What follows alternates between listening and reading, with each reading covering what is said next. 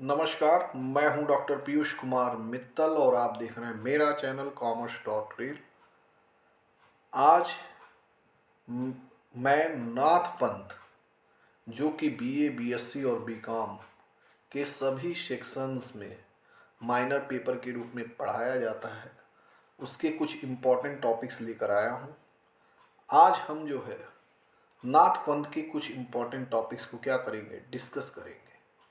तो आइए शुरू करते हैं। शुरू करने से पहले चैनल को सब्सक्राइब कर दें, जिससे कि आपको अन्य माइनर पेपर के महत्वपूर्ण टॉपिक्स और क्वेश्चंस भी उपलब्ध होते रहें। तो आइए शुरू करते हैं। नाथ संप्रदाय।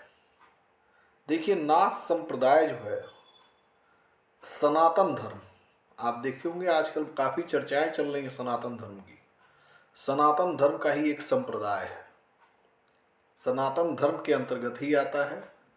उसी का एक जो है हिस्सा कह लीजिए है। कहता है सनातन धर्म में 4 संप्रदाय, 4 sects are mainly 4 sects are in followed in Sanatan Dharma. कहता है 4 संप्रदाय हैं, 4 सेक्ट हैं। और वो कौन कौन से हैं? वैदिक, वैष्णव, शैव और स्मार्त। ठीक है, वैदिक, वैष्णव, शैव और स्मार्त। आप एक बात ध्यान देंगे कि जो शैव संप्रदाय है, ठीक है, उसके अंतर्गत नाथ और संत दोनों संप्रदाय आते हैं। नाथ और संत दोनों संप्रदाय आते हैं। और जहाँ तक नाथ पंथ की बात है, नाथ पंथ में शैव और योग दोनों ही परंपराओं का तालमेल कह लीजिए या समन्वय कह लीजिए दिखाई देता है। यानी कि वो शैव के शिव के भक्त भी हैं और शिव की आराधना भी है करते हैं, और योग भी उसमें उनके इस पंथ के लोगों में दिखाई देता है। ठीक है, कहता है कि जो नाथ पंथ है वह हठ योग की साधना पद्धति पर आधारित पंथ है। हठ योग, हठ योग क्या है? अब आपके दिमाग में क्वेश्चन आया कि हठ योग क्या है। फिर से एक बार मैं पूरा शुरू से रिपीट कर देता हूं कि जो नाथ संप्रदाय है वो सनातन धर्म का ही एक हिस्सा कह लीजिए या संप्रदाय कह लीजिए।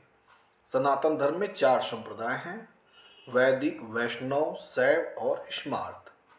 शैव संप्रदाय में के अंतर्गत नाथ और संत संप्रदाय आते हैं।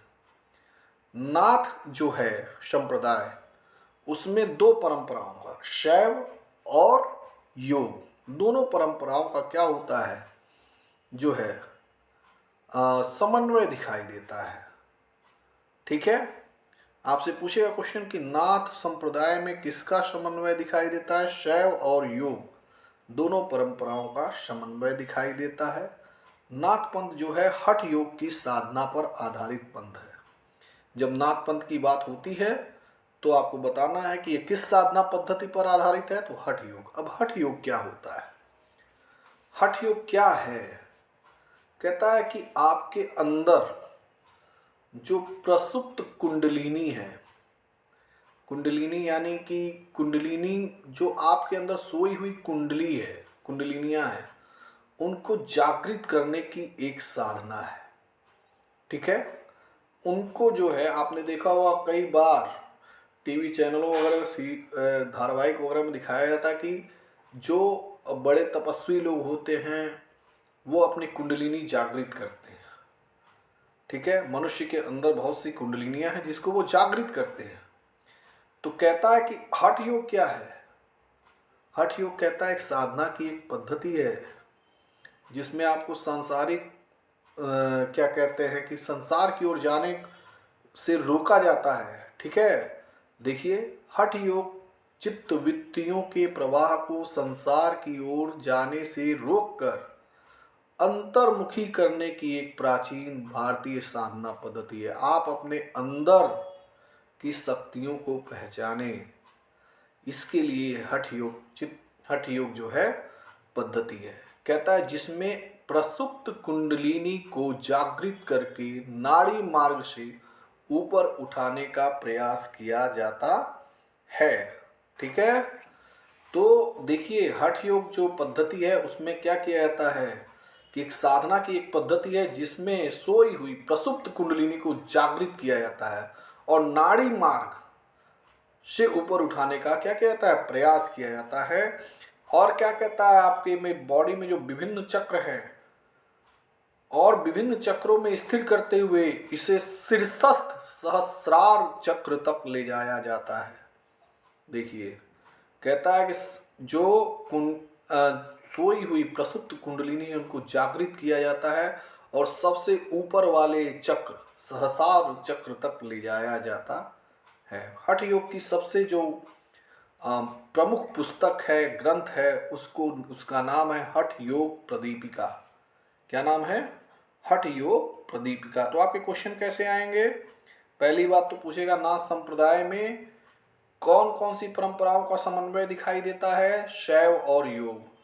नाथ पंथ जो है किस धर्म से संबंधित है? सनातन धर्म से संबंधित है। हठ योग किस पद्धति पर आधारित है? तो हठ योग की पद्धति पर आधारित है। ठीक है। फिर इसमें पूछता है कि हठ योग पद्धति में क्या कहते हैं कि क्या होता है? तो भाई हठ योग पद्धति में सोई हुई कुंडलिनी को जागृत कर नाड़ी मार्ग से सबसे ऊपर वाले आपके बॉडी में जो सबसे ऊपर का चक्र है सहस्रार चक्र तक ले जाया जाता है। ठीक है। आपसे ये पूछ सकता है हठ योग प्रदीपिका में प्रमुख ग्रंथ कौन सा है? सॉरी, हठ योग पद्धति का प्रमुख ग्रंथ कौन सा है? तो आप बताएंगे हठ योग प्रदीपिका जो है इसका प्रमुख ग्रंथ है। इंग्लिश में भी देखेंगे कि hatha yoga is an ancient Indian spiritual practice to stop the flow of mental tendencies from going toward the world and turn it inward. वही बात कि आप अपने अंदर झांकें, अपने अंदर की शक्तियों को देखें। संसार की ओर जाने से आपको रोकता है Hatha Yoga. And in which an attempt is made to awaken the latent kundalini and raise it up through the nadi path by stabilizing it in various chakras, take it to the topmost Sahasrar chakra is visited. हठ योग Pradipika is it's main book. कहता है हठ योग प्रदीपिका जो है इसकी main book है, मुख्य पुस्तक है।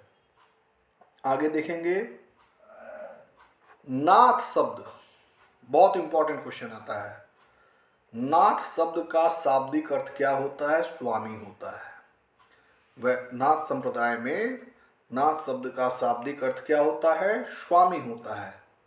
जबकि वैष्णव संप्रदाय में कहता है स्वामी ही शब्द का प्रयोग ही किया जाता था।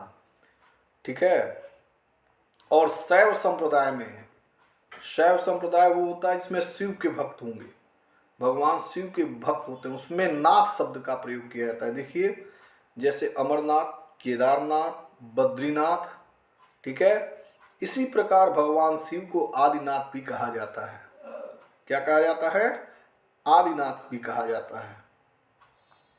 नाथ संप्रदाय के लोग भगवान शिव को ही अपना गुरु भी मानते थे, अपना प्रथम गुरु मानते थे। सॉरी, ठीक है। आपसे पूछेगा कि नाथ संप्रदाय में के लोग किसको अपना प्रथम गुरु मानते थे? तो भगवान शिव को प्रथम गुरु मानते थे।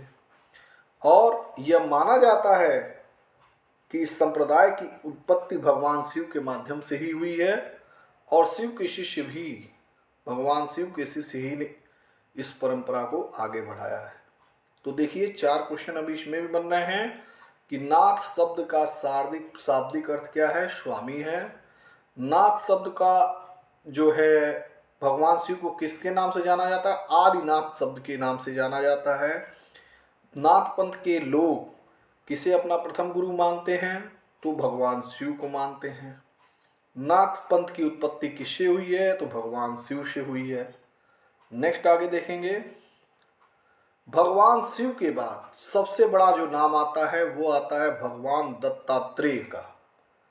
ठीक है। भगवान शिव के बाद सबसे बड़ा जो नाम है जिन्होंने नाथ संप्रदाय को आगे बढ़ाया है उनका नाम है भगवान दत्तात्रेय। ठीक है।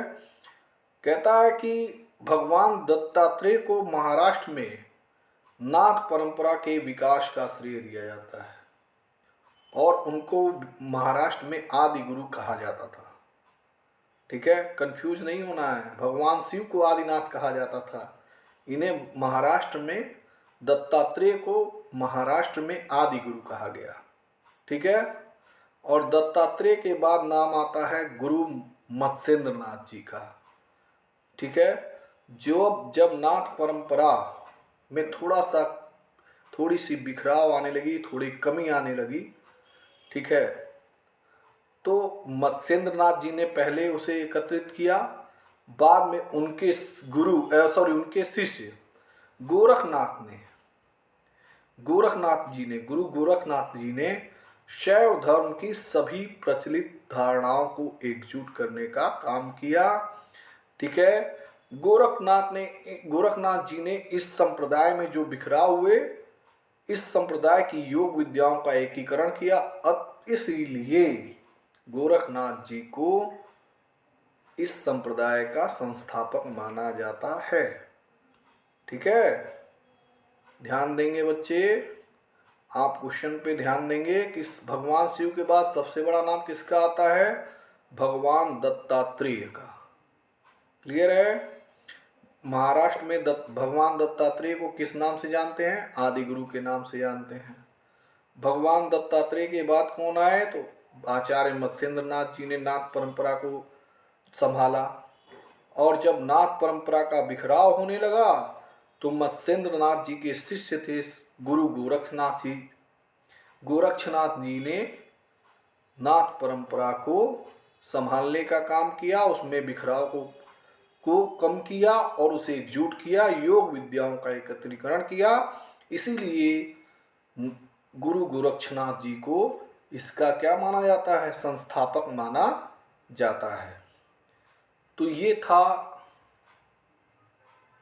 नाथ पंथ के संबंध में कुछ इंपॉर्टेंट टॉपिक्स।